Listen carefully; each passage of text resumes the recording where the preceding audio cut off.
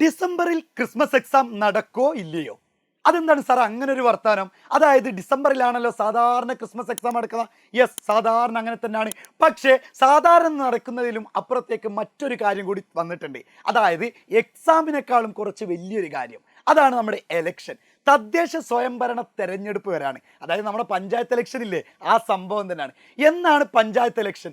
Panchayat election വരുന്നത് നമ്മുടെ time table എന്ന് സ്റ്റാർട്ട് ചെയ്യുന്നു പറഞ്ഞാൽ ഈ 8-ാം തീയതിയുടെയും 11-ാം തീയതിയുടെയും ഇടയിലാണ് നമ്മുടെ ടൈം ടേബിൾ. അത് ഏത് ക്ലാസ് ആവട്ടെ, +1 +2 ആവട്ടെ, മറ്റുള്ള ഹൈസ്കൂളുകളാവട്ടെ, UP ആവട്ടെ, എല്ലതും ആ സമയത്ത് നടന്ന് ഏകദേശം ഒരു 18-ാം തീയതി 19-ാം തീയതി ആകുമ്പോഴേക്കും എക്സാം കഴിഞ്ഞ് നമ്മുടെ ക്രിസ്മസ് സെലിബ്രേഷനൊക്കെ കഴിഞ്ഞ് ഒരു 10 ദിവസത്തെ വെക്കേഷനും കിട്ടും.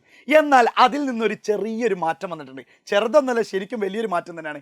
അതായത് 2 ഘട്ടങ്ങളിലായിട്ടാണ് നമ്മളിവിടെ എലക്ഷൻ നടക്കുന്നത്. സാധാരണ കേരളം മുഴുവനും ഒറ്റ ദിവസം എലക്ഷൻ നടക്കും. അതിൽ നിന്ന് മാറ്റം വന്നിട്ടുണ്ട്. അതായത് ഡിസംബർ 9, 11 തീയതികളാണ് എലക്ഷൻ നടക്കുന്നത്. 9-ാം തീയതി ഒരു ഘട്ടം, അതായത് കുറച്ച് ജില്ലകളിലും 11-ാം തീയതി മറ്റു കുറച്ച് ജില്ലകളിലുമായിട്ട് നടക്കുന്നുണ്ട്. അപ്പോൾ ഇതിൻ്റെ സാധ്യതകൾ നമ്മൾ പറയാൻ കാരണം, അങ്ങനെയാണെങ്കിൽ സാർ 9-ാം തീയതി കഴിഞ്ഞാൽ ആ ജില്ലകളിലൊക്കെ നമ്മുടെ എക്സാം വെച്ചൂടെ? 11-ാം തീയതി ആണെങ്കിൽ ആ സമയത്ത് മാത്രം ലീവ് തന്നാൽ പോരെ? അങ്ങനെയല്ല. അതായത് നമ്മുടെ പല സ്കൂളുകളായിരിക്കും ബൂത്ത്. എന്താണ് ഈ ബൂത്ത് എന്ന് പറയുന്നത്? അതായത് നമ്മൾ പോയിട്ട് വോട്ട് ചെയ്യാൻ പോവല്ലേ, ഈ വോട്ട് ചെയ്യാൻ പോകുന്ന സ്ഥലത്ത് ഒരു പക്ഷേ 2 ദിവസം മുമ്പെങ്കിലും ലീവ് ഉണ്ടാവും. അതായത് ഇതിൻ്റെ ക്രമീകരണങ്ങൾ, കുറേ സംഭവങ്ങളൊക്കെ, എക്യുപ്മെൻറ്റ്സും കാര്യങ്ങളൊക്കെ കൊണ്ടുവെക്കണമല്ലോ, എസ്കോട്ട് കാര്യങ്ങളൊക്കെ ഉണ്ടാവും. പിന്നെ അത് മാത്രമല്ല, എലക്ഷൻ വോട്ട് എണ്ണുന്നത് ശരിക്കും ഒരു 15 ദിവസം അല്ലെങ്കിൽ 1 മാസമൊക്കെ നീണ്ടു നിൽക്കാറുണ്ട്. പക്ഷേ പഞ്ചായത്ത് ഇലക്ഷൻ്റെ ഒന്നും അങ്ങനെ നീണ്ടു നിൽക്കാറില്ല. എന്നാലും എലക്ഷൻ കഴിഞ്ഞ് 3 ദിവസം കഴിയുമ്പോഴേക്കും, അതായത് 11-ാം തീയതി കഴിഞ്ഞു 13-ാം തീയതി, 3 ദിവസമില്ല 2 ദിവസം കഴിയുമ്പോഴേക്കാം, പിന്നെ 13-ാം തീയതി കഴിഞ്ഞ് 14-ാം തീയതി ഞായറാഴ്ചയാണ്. ഇവിടെ ശനിയാഴ്ചയാണ് ഈ 13-ാം തീയതി വരുന്നത്.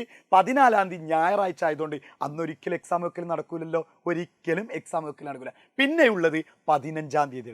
അങ്ങനെ നോക്കിക്കഴിഞ്ഞാൽ ഒരു ദിവസം 2 എക്സാം വെച്ച് നടക്കാനുള്ള സാധ്യതയാണ് കൂടുതൽ കാണുന്നത്. അതായത് 15, 16, 17 ഇങ്ങനെ പോകുന്നുണ്ടാവും.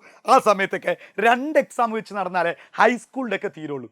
അല്ല എന്നുണ്ടെങ്കിൽ കുറേ കാലം അല്ലെങ്കിൽ കുറേ വർഷങ്ങൾക്ക് മുമ്പ് ഇങ്ങനെ ഒരു ഉണ്ടായെന്ന് എൻ്റെ ഓർമ്മ ശരിയാണെങ്കിൽ, തെറ്റുണ്ടെങ്കിൽ ക്ഷമിക്കണം. അതായത് കുറച്ച് എക്സാമുകൾ ഈ സമയത്തും, പിന്നെ വെക്കേഷൻ കഴിഞ്ഞിട്ട് ബാക്കി, ഇപ്പോൾ വെക്കേഷൻ കഴിഞ്ഞത് 1-ാം തീയതി 2-ാം തീയതി ഒക്കെ ആണെങ്കിൽ 2-ാം തീയതി മറ്റൊരു ലീവ് ഉണ്ട്. അപ്പോൾ ആ ഒരു ആഴ്ചയിൽ കുറച്ച് എക്സാം നടക്കും.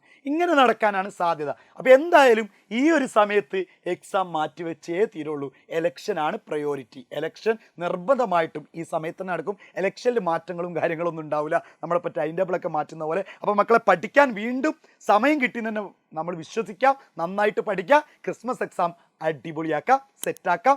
നമ്മൾ എജുപോർട്ട് നിങ്ങളെ കൂടെ തന്നെ ഉണ്ട്. ചാനലൊക്കെ ഫോളോ ചെയ്യാത്തവരാണെങ്കിൽ ഇതൊക്കെ എന്ത് ചെയ്യുക, ഒന്ന് സബ്സ്ക്രൈബ് ഒക്കെ ചെയ്ത് വെച്ചോളൂ. സെറ്റാക്കാം. ഹാപ്പി.